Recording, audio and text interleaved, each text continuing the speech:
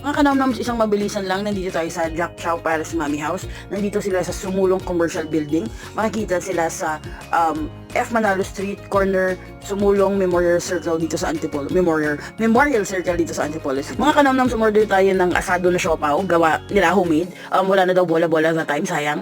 Tapos umorder din tayo ng Super Mami. Yung Super Mami nila, aside from the noodles, of course, meron silang pulled chicken, meron isang jumbo na siomay doon, and meron beef cubes. As in, cubes yung hiwa ng beef.